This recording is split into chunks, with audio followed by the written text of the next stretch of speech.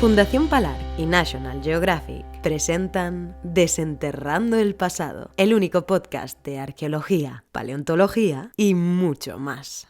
Este episodio se llama Símbolos y risas, del misterio de los jeroglíficos a la sátira con tinta. Hoy nos acompañan dos grandes invitados, José Manuel Galán, egiptólogo, y Monstruo Espagueti.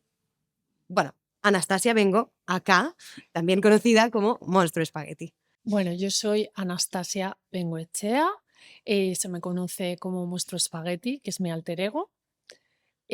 Soy artista, humorista gráfica, hago viñetas y también soy ilustradora, hago un montón de cosas, pero todo lo que hago tiene que ver siempre con el humor.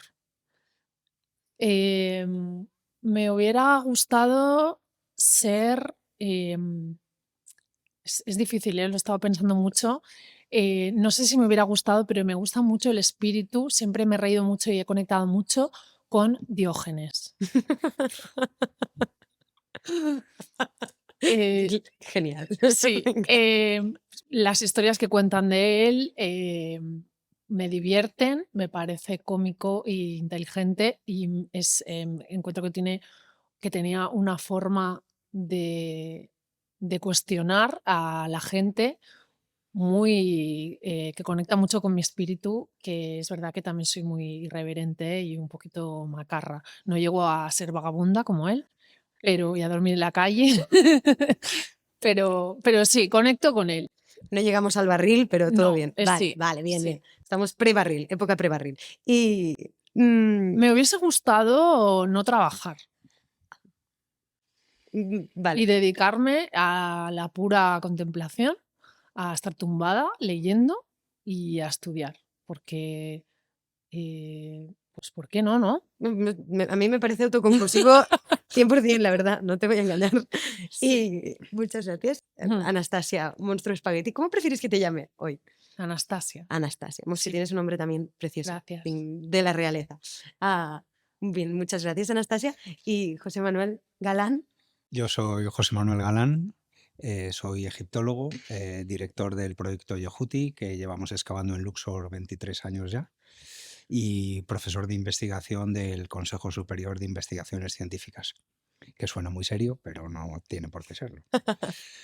¿Quién me hubiera gustado ser? Pues mucha gente. Me hubiera gustado ser un personaje de ficción. Me hubiera gustado ser Sinué en el cuento de Sinué, escrito hace 4000 años, que viaja de Egipto a Siria, Palestina y luego vuelve a Egipto. Es como el primer cuento de literatura de viajes. Pero en esa línea me hubiera gustado también ser el capitán del barco de Master and Commander, ¿no? Me hubiera gustado ser Marco Polo. Yo creo que todos tienen en común el viaje y la aventura, que es lo que me gusta. ¿Y qué profesión me hubiera gustado si no hubiera sido egiptólogo? Bueno, egiptología era mi plan A, pero tenía un plan B que durante mucho tiempo parecía que era el que iba a triunfar, que era ser camarero en un bar de copas. A mí me gusta poner copas, me gusta la música, me gustan los amigos y pensé que un bar en la costa, con buen clima, pocos clientes y buena música, era un buen sitio para estar. Pero también me hubiera gustado ser un pintor de cuadros gigantes con las manos, como hacía Pollock, ¿no? En un hangar, echar la pintura, ¿no? y dejar que fluya, también hubiera sido... Pero estoy contento siendo egiptólogo. Has elegido bien, ¿no? Al final del Sí. día. Maravilloso. Vamos a construir este relato en tres tiempos: un tiempo pasado, un tiempo presente y un tiempo futuro. Hay tres cosas que nos llevan directamente a Egipto y solo hace falta cerrar los ojos para verlo, ¿no? Uno sería las pirámides, muy obvio, y demás monumentos enormes y faraónicos. El segundo es los faraones, estos reyes fastuosos y sus cortes. Y el tercero son esos curiosos dibujillos que son la escritura de todo un pueblo, así que les estoy faltando un poco al respeto, pero vamos, los jeroglíficos, ¿no? Para mí son estas tres cosas muy claras que siempre llevan a Egipto. Pero a mí me gustaría hablar de la tercera. Las otras dos son muy interesantes, pero al ser tú especialista de la tercera, pues también estaría bien. Venga, tirar por ahí, ¿no? Por lo que sea. Bien, me entonces, gusta, me gusta. ¿qué es la escritura jeroglífica y para qué solía emplearse? Bueno, los antiguos egipcios desarrollaron un sistema de escritura, probablemente a la par que los mesopotámicos, ¿no? En torno al año 3200 antes de Cristo. Y la idea es comunicarse fuera del tiempo inmediato, ¿no? Cuando tú quieres transmitir un mensaje, ¿no? Y tu interlocutor no está presente o aparecerá en escena después, necesitas escribirlo, ¿no? Esa es la idea. Y los egipcios tienen dos tipos de escritura. Una escritura cursiva, que es la que ellos hacen con pincel, tinta negra y en un papiro, ¿no? Que es una escritura fluida y es la que ellos aprenden en la escuela. Pero luego está la escritura monumental, que es la que nosotros llamamos jeroglíficos. Para ellos los jeroglíficos son como nuestras letras mayúsculas, es la escritura monumental, ¿no? Que no aprenden en la escuela. O sea, cuando nosotros aprendemos a leer jeroglíficos, aprendemos con jeroglíficos y luego la cursiva, que es más difícil, pero ellos aprendían al revés, Ah, ¿no? sí. Es más difícil la cursiva. Bueno, porque tienes que aprender a leer la mano, es como pasa hoy en día, ¿no? Como Ah, las recetas de los eso, médicos o el algo así, que concepto médico, ¿no? cada escriba tiene una forma de escribir y a veces no es tan fácil. Ujú. Y lo interesante de la escritura jeroglífica es que hay un grupo de signos que equivalen a nuestro alfabeto. O sea, hay un signo para la A, un signo para la B, que es una pierna, un signo para la D, que es la mano. O sea, la mano no significa mano, es la letra D. Es decir, hay muchos signos que equivalen a fonemas. Lo Ujú. que pasa es que luego se complica porque hay otro grupo de signos que equivalen a dos fonemas. Hay la P y la R, ¿no? Puedes escribirlo con la P y con la R, pero luego hay otro signo que es la P y la R juntas. Y así con tres, ¿no? Hay signos que equivalen a tres consonantes. Y eso lo complica un poco más, pero en realidad la escritura jeroglífica se lee. Hay diccionarios, hay gramáticas, ¿no? Y tiene dificultad, pues igual que el chino, el ruso, o el Claro. inglés o el francés, ¿no? Tenemos diccionarios, tenemos gramáticas y se aprende a leer. Como como Exactamente. aprenderías un idioma Y luego hay textos más difíciles porque si tienes entre manos pues un papiro médico, pues cuesta entenderlo, igual que costaría entender un libro de medicina actualmente. Es decir, que hay Claro. veces que tienes que echar mano de diccionarios y eso, pero se lee como otra escritura normal, ¿no? Ajá. ¿Y cómo suena? Tengo curiosidad, ¿cómo suena Ahí hay un, fonéticamente? ahí hay un problemilla, porque Ah, es que los antiguos egipcios, igual que en hebreo o en árabe, escriben las consonantes y no Ajá. escriben las vocales. Y ah, entonces no sabemos cómo suena. Tú tienes la P y la R, pero no sabes si la palabra per, que significa casa, se pronuncia per o pra o par. Ostras. Eso no lo sabemos. no hay manera, ¿no?, de saberlo. Bueno, luego hay escrituras antiguas, como el acadio, que sí que escriben las sílabas, y entonces cuando se escribían cartas entre los faraones y los vasallos de Siria-Palestina o los reyes de Babilonia, entonces ahí sí que sabemos a través del acadio cómo podría haber sonado el egipcio, que es muy Ujú. distinto a cómo nos lo habríamos imaginado. Y Mm, luego viene el copto, que es como el último estadio de la lengua egipcia, se escribe con letras griegas, ¿no? Y que entonces a través del copto podemos reproducir la fonética del antiguo Egipto, pero han pasado muchísimos años. muchos años. Y luego en Egipto pasa un poco también como en España. ¿Cómo se pronuncia el español? Pues según la zona de la península ibérica, Epa. ¿no? Sí, No hay una pronunciación de español. sí, Entonces, pero tenía curiosidad por si sonaba más a chino o más a, no sé, ¿Qué grupo bueno, lingüístico o más es? a árabe. la lengua egipcia es una lengua semítica. Y entonces sonaría bastante similar, bueno, podría sonar bastante similar al árabe o al hebreo. Claro, claro, Ujú. tiene sentido. Bien. Sí, por la zona, ni que sea, por lo que sea. Llevas más de 20 años, como bien has dicho, excavando la tumba de Yehuti, ¿lo digo bien? Sí. Nunca jamás sabré decirlo bien, pero vamos, No, ahí me, les me da. alegra que lo hayas dicho. ¿Quién fue este señor? Pues hablando de las letras, Yehuti es perfecto porque él fue supervisor del tesoro bajo una de las pocas mujeres que reinó como faraón en el antiguo Egipto, que es la reina Hatshepsut. Pero él, además de ser un burócrata, ministro, probablemente ladronzuelo, él se veía a sí mismo como un intelectual y él quiso convertir a su monumento funerario, a su tumba, en un monumento a las letras escritas. Y Gracias. desde la fachada hasta la cámara sepulcral, su tumba está pensada para demostrar él a sus contemporáneos y a las futuras generaciones que pasaron por ahí, cómo él domina la escritura, cómo sabe adaptarla a la arquitectura. O sea, más que el contenido, él juega con el display, con el montaje de la escritura sobre las paredes de la tumba, ¿no? Y es un monumento a las letras escritas. ¿Qué pone ahí en esas? ¿Cómo es ese? Pues ¿Te ríes? ¿Por qué te ríes? la fachada, por ejemplo, tiene 2 grandes inscripciones para llamar la atención de los visitantes, de los que pasearan por la necrópolis, ¿no? Y tiene un currículum vitae, o sea, escribe todo lo que él ha hecho al servicio de la reina, y al otro lado de la entrada tiene un himno al dios Amon-Ra. Entonces, eso es lo que para los egipcios, esos eran las 2 bazas para conseguir la vida eterna. Por un lado tienes que servir bien al rey y por otro lado adorar al dios del lugar, ¿no? Entonces, con esas 2 tarjetas de visita, Yehuti se presenta como un candidato a la vida eterna. Por favor, no. Y Cójame. luego todo su monumento está enteramente escrito y la cámara sepulcral es muy peculiar porque los egipcios que eran le daban todo muchas vueltas. Y los egipcios pensaban que la vida se origina en el huevo. Esa idea del concepto del origen de la vida en el agua y en el huevo existe en el Antiguo Egipto.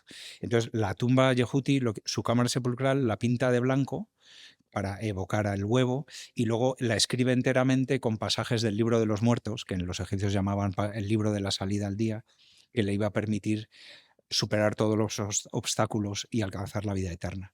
Lo que pasa es que cometió un error, No.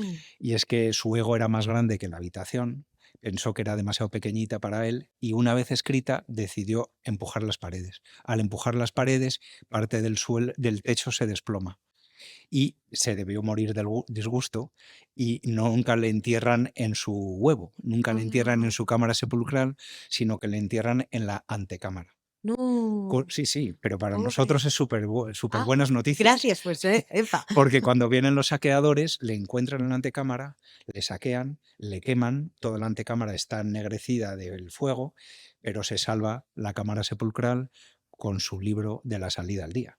Epa. Entonces, yo siempre digo, no tenemos su cuerpo, no tenemos su momia, pero tenemos su inteligencia, tenemos su deseo de vida eterna, sus aspiraciones, ¿no? Y eso Legado. es mejor que el cuerpo, ¿no? El alma, tenemos el alma de Yehuti. Pues los egipcios eran, igual que hoy en día, les encanta el humor y tenemos papiros satíricos, ¿no? Hay muchas viñetas satíricas del el ratón sentado en el trono y los gatos abanicándole, ¿no? O tenemos, para hacer un chiste sobre lo duro que es la labor del campesino, ahora que yo estoy investigando sobre los jardines, pues hay un ensayo de artista que salen 2 monos regando el jardín, ¿no? Como si fuera una burla a los campesinos. Pero también les gusta lo erótico. En el Museo de Turín hay un gran papiro, que es el papiro erótico de Turín, que es un bestseller.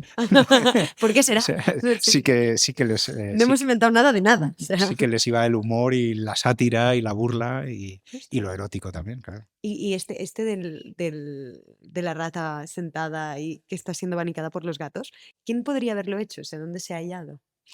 Bueno, tenemos la suerte que los artistas que construyeron las tumbas en el Valle de los Reyes, de los grandes faraones, y las decoraron, se ha descubierto su poblado donde ellos vivían, sus tumbas, y al lado se encontró un agujero donde se echó toda la documentación de ese poblado.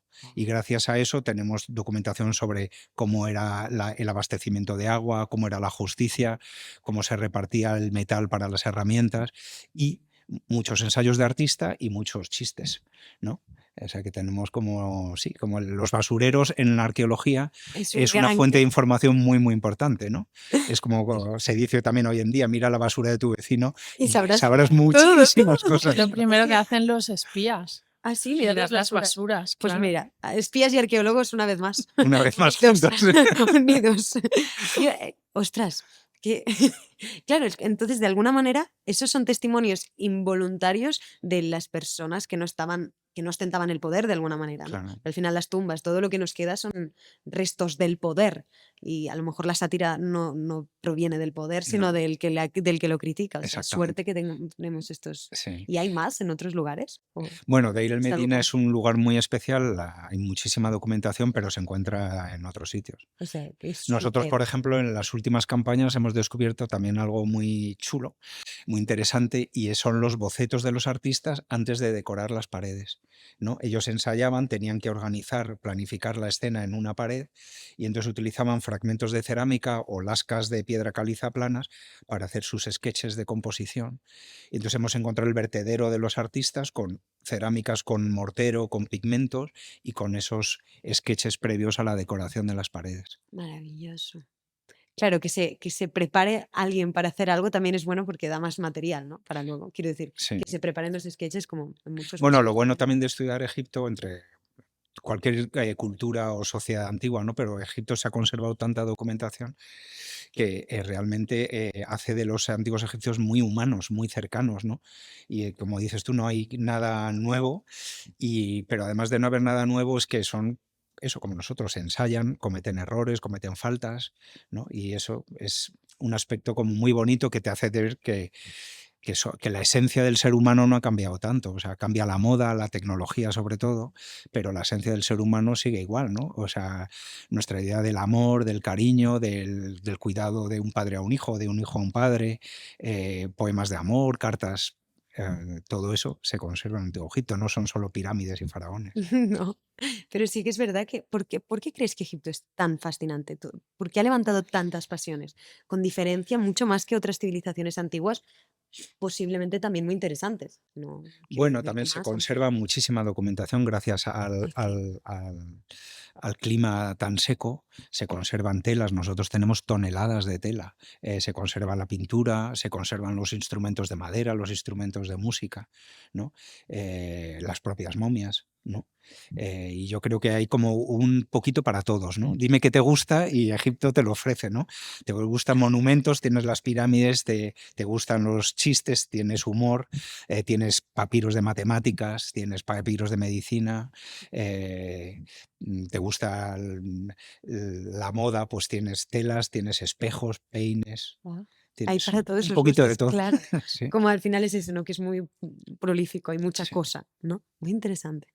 Am, ¿qué crees que nos dice esta chispa de humor que se ha encontrado en estas caricaturas o sátiras sobre la sociedad egipcia? Bueno, a mí, o sea, hay una, casi involuntariamente uno tiende a simpatizar con lo que estudias, ¿no? Y parece como si los egipcios antiguos fueran todos magníficas personas y todos guapos, limpios, estupendos. Pero la realidad no es así. O sea, Yehuti probablemente era un ladronzuelo. Si fue ministro de supervisor del tesoro de la reina Hatshepsut, ¿qué quieres que te diga? En fin, pues algo haría para llegar hasta ahí, ¿no? Claro, eso sí que Eh, tampoco ha cambiado. Eso tampoco ha cambiado. Humanos somos, ¿no? Eh, y eso para mi gusto no les desciende, sino al revés, les hace humanos, ¿no? Y tienen cosas buenas, cosas malas, y eran gente normal, ¿no? Con deseos, con defectos, con envidias, con celos, ¿no? Y yo creo que eso es bonito, ¿no? El darte cuenta que, bueno, eso, que no hemos cambiado tanto, ¿no? Y el humor yo creo que también, Anastasia lo puede contar también mejor, uno, es hipernecesario, el humor lo necesitamos como el agua o el pan, ¿no? Y otro es también lo que nos hace como humanos, ¿no? Y casi más interesantes. También nos conecta con los egipcios actuales. Los españoles conectamos mucho con los egipcios actuales porque a los egipcios les encanta el humor y Sí, les gustan las bromas y les gusta hacer el tonto sí. y les gusta el como el perderse el respeto a sí mismo, ¿no? Se ríen de sí Reírse de uno mismos mismo. y eso es muy importante, es Poca muy broma. importante. Qué interesante. Pues creo que es un bonito momento para ya que la conversación nos está llevando, unir con el siguiente apartado de todo esto, que sería el presente, eh, representado por Anastasia, acá Monstruo Spaghetti, que me hace mucha gracia el nombre. No te lo quería preguntar porque supongo que estarás cansada de explicarlo. ¿De dónde viene Monstruo Spaghetti? La verdad es que yo no me imaginaba que esto se iba a quedar como mi nombre artístico, porque empezó como la típica broma privada, me abrí un blog y le llamé Monstruo Spaghetti. Se llama así porque hay una religión que es una sátira que se llama la religión del monstruo espagueti volador. No sé si Me os suena. suena, sí. Como que fue muy algo en los 90. Sí, es una religión que es una parodia de la religión cristiana en su rama, digamos, más fundamentalista, o sea, más extrema. Y lo que hace es coger un poco como todos los razonamientos que se dan en la Biblia y crea un razonamiento paralelo. Es decir, si Adán, pues de su costilla salió Eva, pues yo digo que en mi universo fue creado por un monstruo espagueti con albóndigas. Entonces, es como, bueno, si esto tiene sentido, pues lo mío también, ¿no? Lo Ah, de la... no hay fisura. Por ahora no veo fisura alguna en el Exacto. razonamiento. Y entonces, a partir de ahí, creo una religión que pretendo que sea tan válida como la que usted me está contando.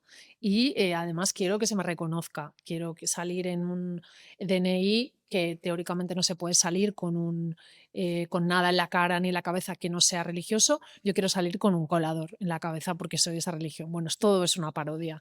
Y a mí me hace mucha gracia porque creo que es una manera muy creativa de criticar algo y conecta mucho con mi espíritu, que es como, vale, no te voy a decir directamente, me parece una chorrada lo que estás diciendo, pero me voy a inventar una cosa que me parece aún mejor.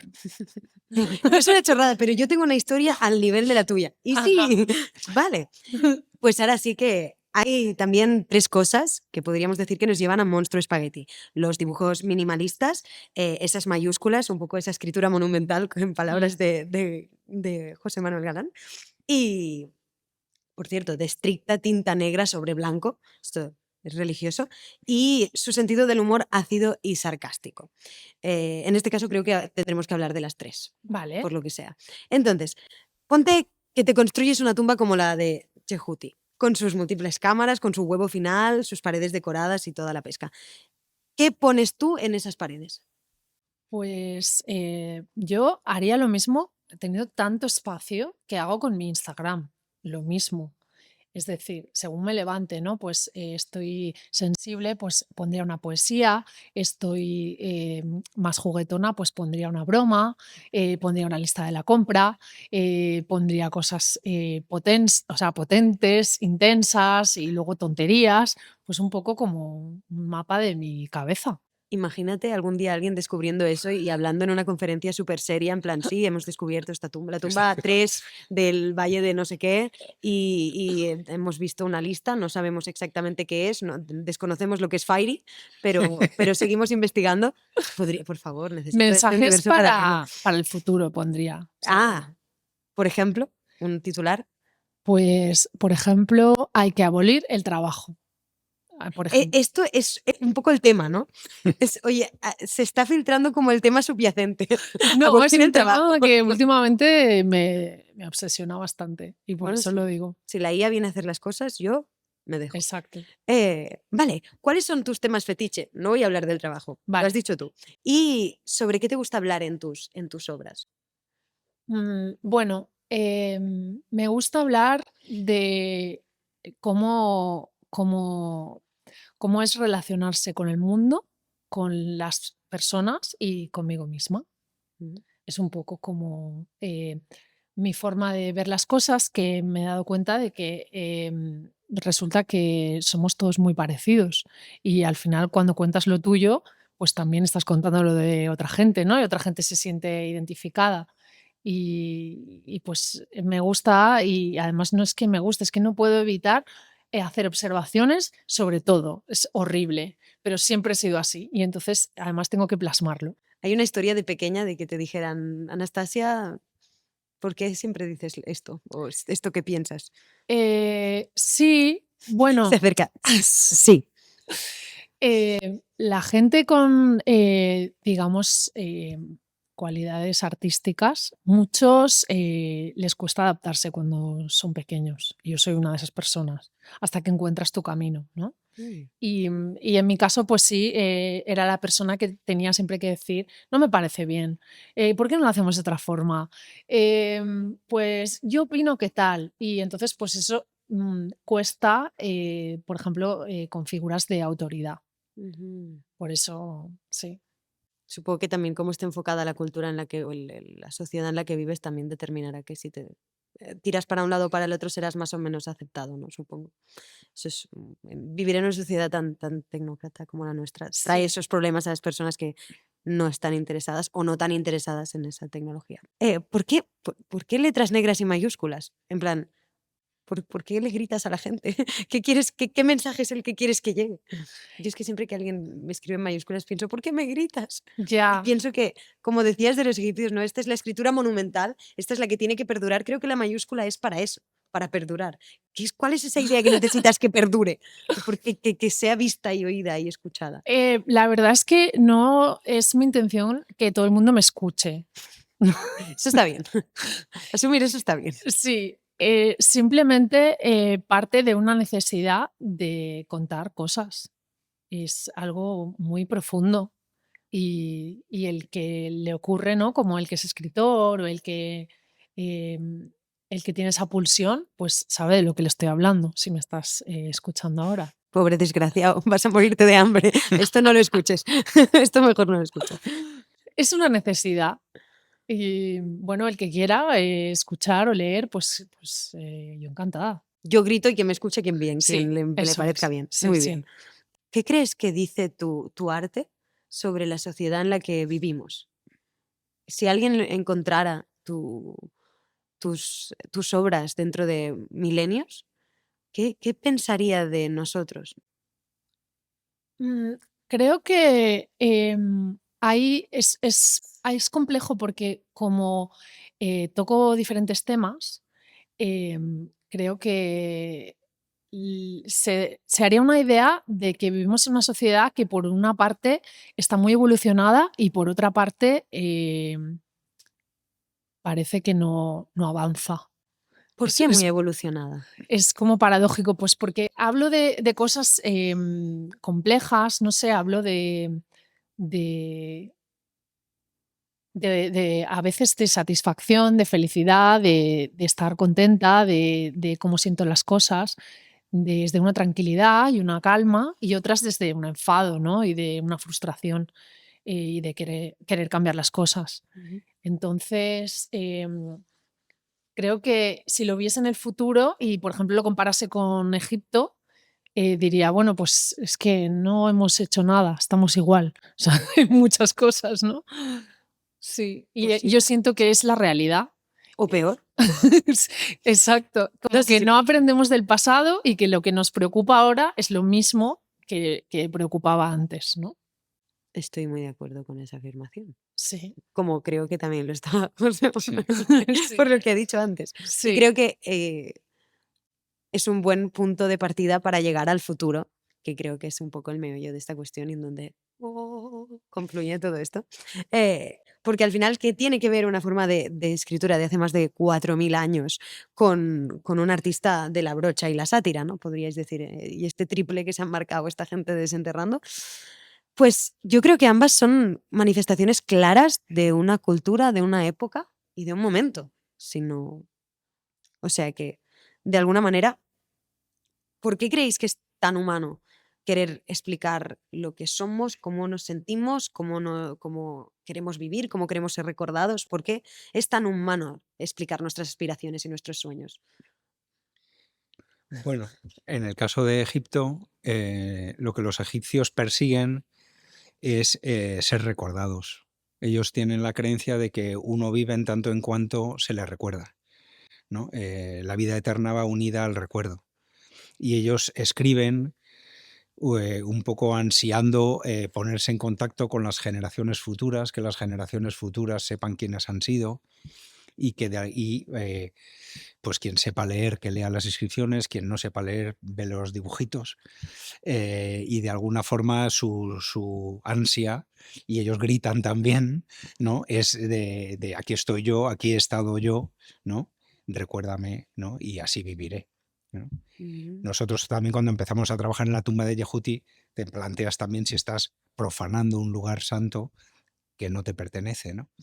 Mm. Y nuestro consuelo es, bueno, Yehuti quería vivir eternamente y nosotros trabajando en su tumba, restaurando su tumba, de alguna forma le estamos dando la vida eterna que él tanto ansiaba, ¿no? Ujú. Mm. Pero es verdad que los egipcios también gritan, como dices tú, con las letras mayúsculas, ¿no? Sí. Yo creo que hay gente que, por ejemplo, en mi caso tengo mucho sentido de la injusticia y cuando veo cosas que no me gustan o al revés, cosas que me emocionan, tengo muchas ganas de explicarlas y creo que eso es ¿Para común. qué? Eh, pues tengo ganas de ponerle nombre, de ponerle una, no sé, de contar cómo los estoy viendo y también intento a veces que los demás o sea, vean las cosas como yo las veo. Supongo que eso es el arte, ¿no? También la percepción de arte que tenían los egipcios creo que es distinta a la que tenemos nosotros ahora, si no me equivoco. Bueno, los egipcios, o sea, el arte, como ellos lo entienden, ellos quieren transmitir un mensaje y lo que hacen es adornarlo y utilizar unos criterios estéticos y lo convierten ese mensaje en arte, ¿no?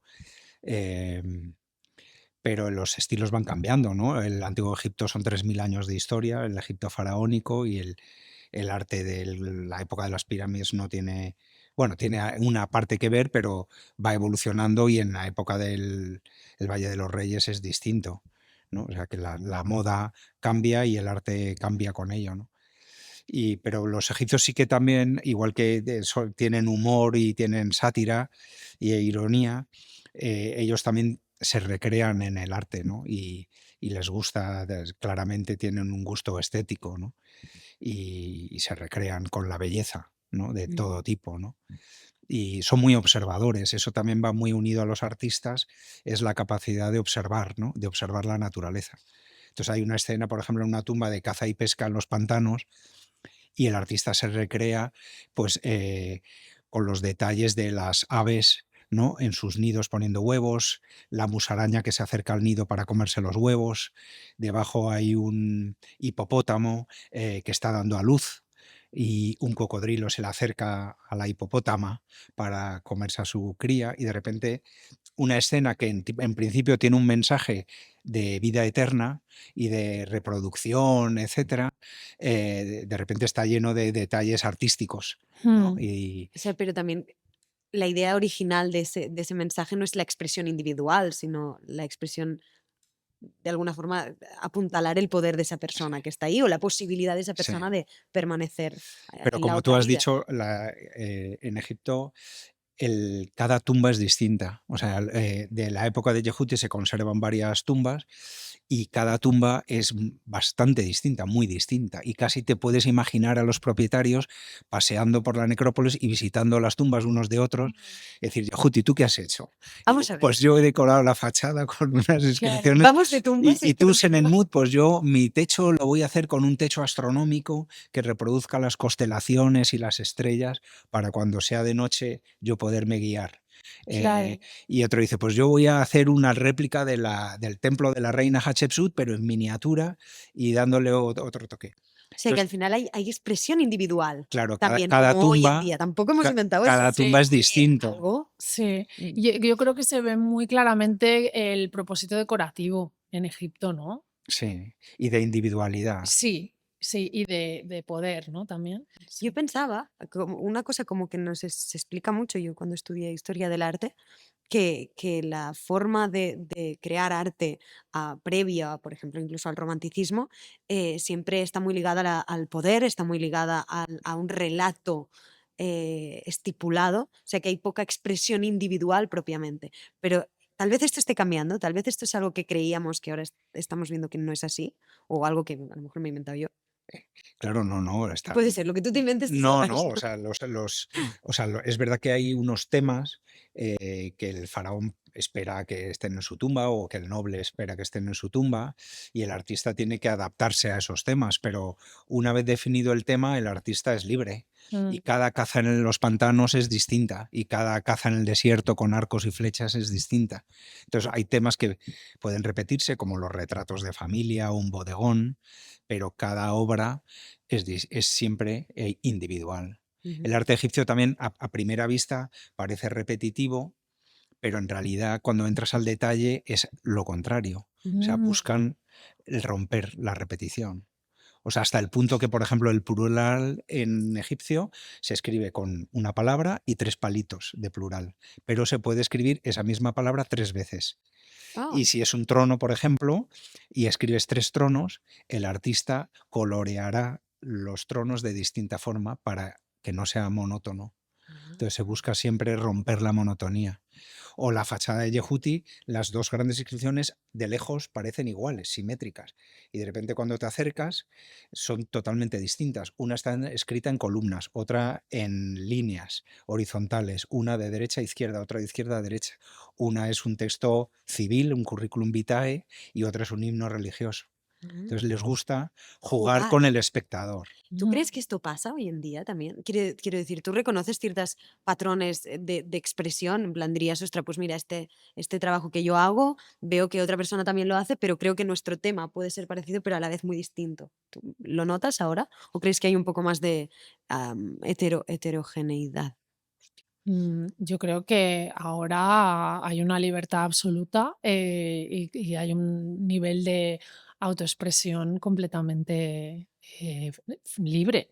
¿Sí? ¿Tú sientes que nos expresamos libremente? ¿Tú te expresas, sientes que te expresas libremente cuando creas? Qué pregunta tan complicada. Ya, es que, no sé, sin una birra quizás sí que es verdad que me he venido un poco arriba.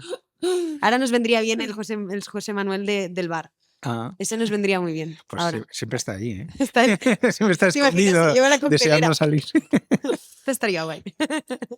No sé contestar a esa pregunta, te lo Vale, pues prometo. invéntate otra y contestará si quieres. Vale. Me parece bien. Lo que sí veo es que hay siempre una necesidad de hablar de cosas y de decorar el mundo que lo veo presente en todas las culturas. Ujú. Entonces creo que si nos sentásemos con un egipcio, pues seguramente sería como estar hablando con un colega de toda la vida si pudieras hablar en el mismo idioma. Ujú. Hablaríamos literalmente de las mismas cosas. O sea, veo tantos paralelismos, veo lo mismo, o sea, que somos iguales. Sí, yo temo que la cultura realmente tenga mucho más peso del que pensamos. Sí que quizá como nosotros somos de alguna manera fruto de, como si fuera el Big Bang, ¿no? De esa civilización egipcia, probablemente encontraríamos algo parecido, pero, ostras, yo creo que quizá las formas serían muy diferentes. Quizá nos costaría comunicarnos. Yo creo que no. Creo que los temas son los mismos y al final si lees la literatura siempre ha sido pues el casarte con el otro, el ganado, o sea, son cosas como muy cotidianas en realidad. Sí, supongo que ser humano al final es repetitivo, ¿no? Sí, Hay que sí, yo creo romperlo que pintando los tronos sí. de otro color, pero Yo creo que la cosa somos está. muy parecidos y cuanto más sabes sobre otros países, otras culturas, otras civilizaciones, más te das cuenta que queremos vivir tranquilos, vivir felices, tener nuestra familia y que nos dejen en paz y acumular riqueza, desgraciadamente. Este último me ha venido totalmente. Sí, que nos dejen en paz y de acumular riqueza. Como de golpe, todo era súper happy flower, ¿no? El perfecto salvaje y de golpe, ¡flash! Ups. Vale. Sí. Yo, vale, no, sí, puedo entender lo que dices, sí, de alguna forma. O sea, también el mundo del artista es complicado, ¿no? Porque uno, por un lado, quiere ser libre, pero por otro lado, tiene que acomodarse a las modas y a los deseos de su público. ¿no? O sea, Mozart componía para el rey, ¿no? Y tenía un grado de libertad, digamos, limitado, igual que Beethoven, igual que los demás, ¿no? Los artistas al final tienen que vender, Ujú. ¿no? Entonces juegan Eso es una limitación. con la Eso libertad, es una gran limitación. ¿no? Eso es una limitación, claro. Jugar con el tener que gustar a. Es jugar con unos patrones culturales. Claro. Entonces los artistas egipcios también estaban en esa tesitura, ¿no? Por un lado querían que les contrataran, querían tener clientes, su margen de libertad era limitado, pero yo creo que a un artista eso no le condiciona, sino yo creo que al revés, hay veces que es un estímulo. Y de hecho, por ejemplo, en el arte, muchas veces el arte casi es más creativo cuanta más censura hay, ¿no? Y entonces hay veces que cuantos más obstáculos tienes que vencer y más censura, el artista busca las fórmulas, los guiños, ¿no? Para saltarse esos controles, digamos, ¿no? Y yo creo Ujú. que eso también es muy bonito. Sí, en ese sentido sí que sin duda hay más libertad, porque antes, por ejemplo, si tú querías publicar un libro, yo cuando empecé, em, antiguamente tenías que llevar tus cosas a una editorial y que, por ejemplo, esa editorial te escogiera, tener contactos y demás. Ahora, si tú eres bueno, simplemente puedes compartir tu trabajo en redes sociales y el público manda, por ejemplo. O si nadie te publica, te autopublicas. No digo que sea fácil No, no, ni no, vivir claro. de eso. O si nadie te quiere, pues poner tu programa en antena, pues te haces un Patreon y la gente te paga, ¿no? O sea, Pero sí, al tienes un final método sigues de teniendo unos suscripción. mecenas, ¿no? O sea, Sí, esto el siempre. concepto de micromecenazgo Sí, ha atomizado mucho claro. este discurso del poder de lo que el arte es o no es y permite o no permite, ¿no? De alguna manera. Sí, siempre te debes a tu público, eso sin duda. Claro. Mm. ¿Y cómo se busca ese público? ¿Cómo se busca? O sea, ¿cómo surge? Tú empiezas a dibujar, lo cuelgas y te sigue gente que empatiza contigo. ¿Es así? Sí, sí, yo creo que hay como un clic, en el caso de los chistes, por ejemplo, hay un clic que a la gente le funciona y yo creo que es un chispazo. Entonces hay quienes conectan instantáneamente y a partir de ahí pues vas construyendo tu base. O hay quien pinta de una determinada forma que tienes que conectar con la gente. No sé, no sabría explicar cómo es. Bueno, un chispazo. Yo Es creo un que el chispazo. chispazo me explica bastante. ¿Y cómo debía ser con los artistas en el Antiguo Egipto? Es decir, ¿cómo se daban a conocer? ¿Cómo los debían contratar? Esto probablemente sea suposición en demasía para un científico.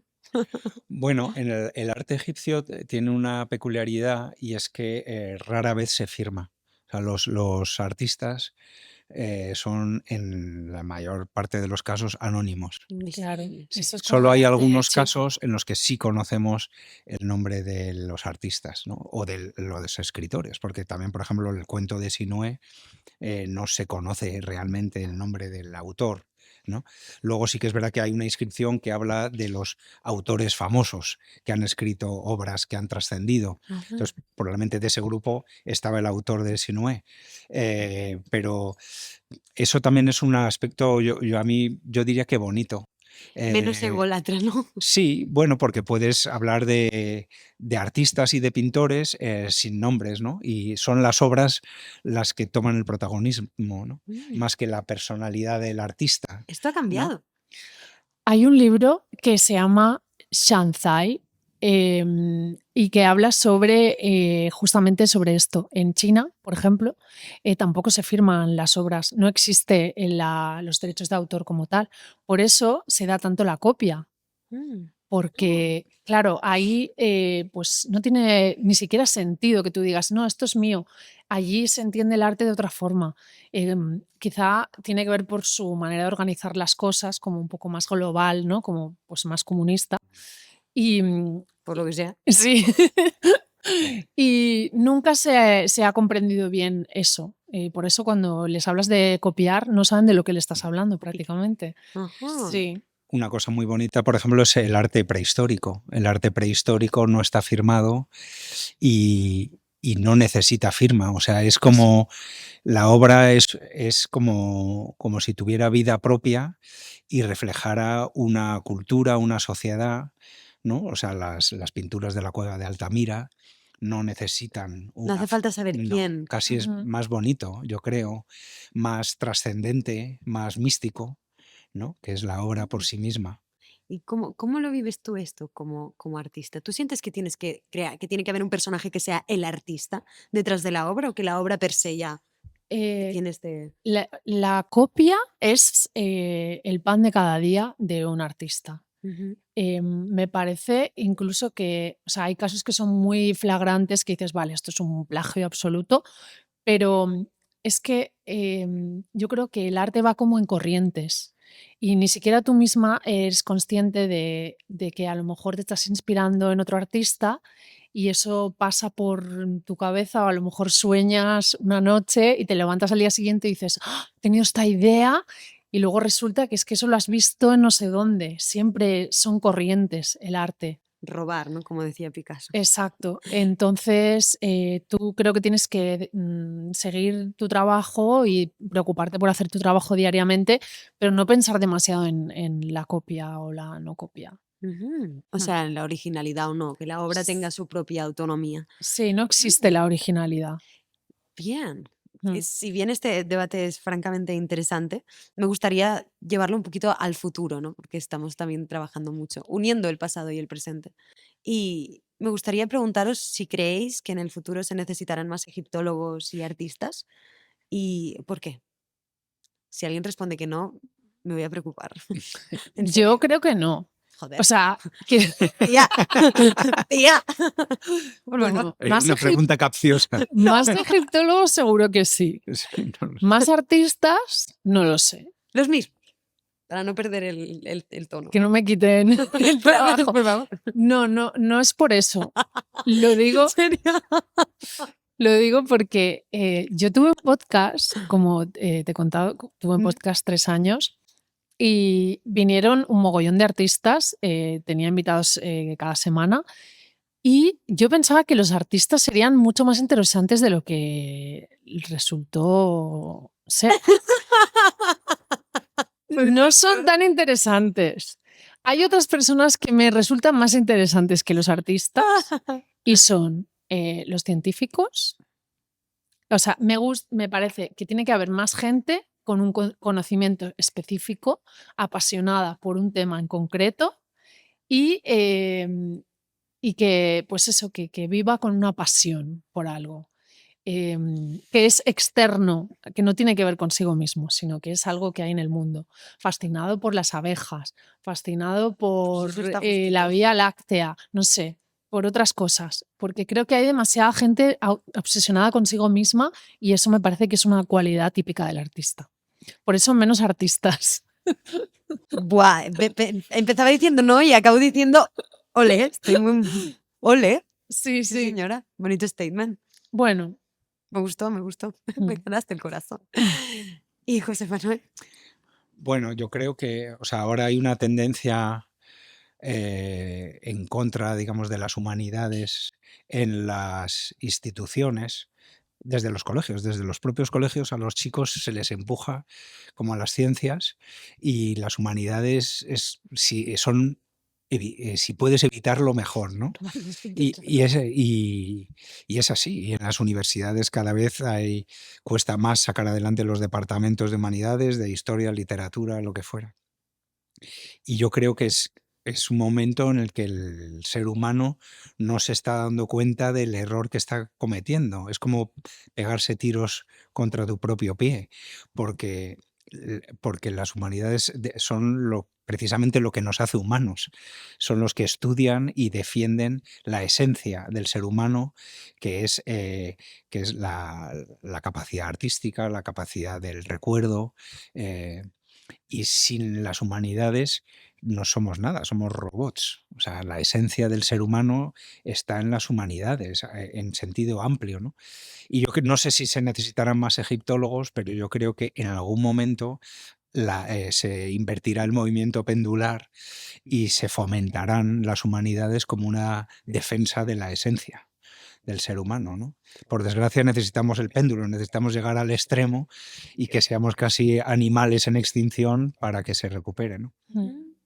Como Pero dicen, yo espero que sí, que la raza humana acabará recuperando el sentido común y fomentando las artes y fomentando la cultura, fomentando las humanidades, que es lo que nos hace humanos. yo lo único que he aprendido, y no es mucho, es que confiar en que el ser humano razone no es tan buena baza como puede parecer a priori. Ya, Así Hay que, dudas. en fin. pero Pero bueno, Pero hay que confiar. hombre, hay que confiar. Soy del club de los ilusos, es decir, de los ilusionados, en que se pueda, de los esperanzados. Y bueno, solo me queda decir que se vienen cositas con la IA y todo esto, ya iremos viendo cómo avanza. Por desgracia, nuestro tiempo ahora ha terminado. Y muchísimas gracias a los dos por acompañarnos. Esperamos que los jeroglíficos y el antiguo Egipto y las mayúsculas gritadas y las ilustraciones de Monstruo Spaghetti os hayan invitado a reflexionar, os hayan emocionado o fascinado. Y, y bueno, no os olvidéis, por supuesto, de seguir a la Fundación Palar, a National Geographic y a mí, si queréis saber noticias y actualizaciones arqueológicas, paleontológicas y antropológicas. Y por favor, seguid al proyecto de Jehuti y seguid a Monstruo Spaghetti.